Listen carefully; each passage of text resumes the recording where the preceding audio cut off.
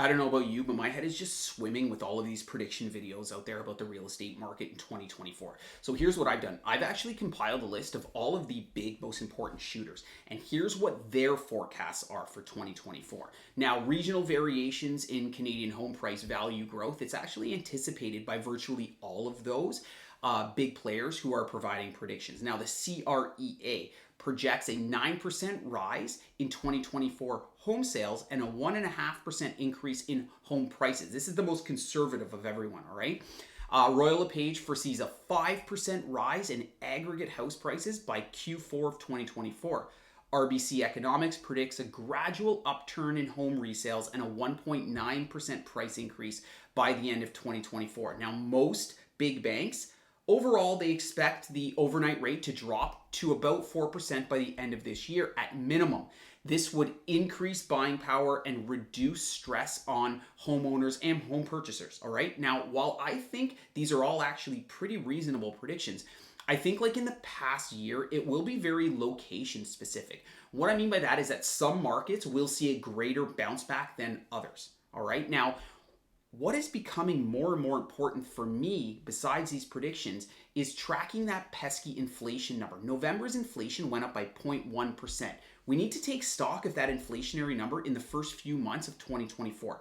If it does not continue its trend downward, any prediction, anything you hear, all right, they may not come to fruition. There are still a lot of threats to inflation in this country. Here's a few of them. Somali pirates. They're back in full force in the Red Sea, and they've recently started hijacking ships traversing through the Suez Canal.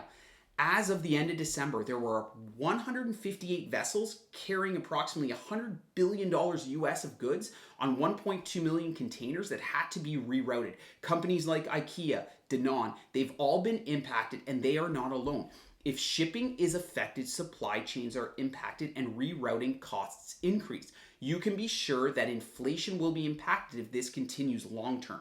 Number two, Canadian currency. The Canadian dollar, it's been on a tear as of late, and that's great because if it continues, inflation will remain lower. However, if the trend reverses and the Canadian dollar drops compared to US currency, this could add fuel to the inflationary fire. Now, number three, and this is the one I really find interesting, the cost of living adjustments, or COLA.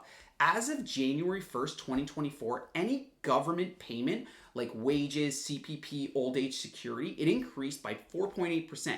This means that anyone who has government income, which is basically half of this country, will see an income boost of almost 5% in 1 week. More money's coming in, chasing the same number of goods, or potentially fewer items if these ships don't actually arrive. What do you get? You get inflation increase. Now, I'm not big on predictions, but what I am learning is that we need to understand both sides of the scale as we try and build our businesses in 2024. While most everyone believes we will see mortgage rate relief in 2024, and don't get me wrong, I'm one of those individuals. I believe we will see some relief. I am not naive to believe that all of these predictions, all of these numbers, they're a foregone conclusion.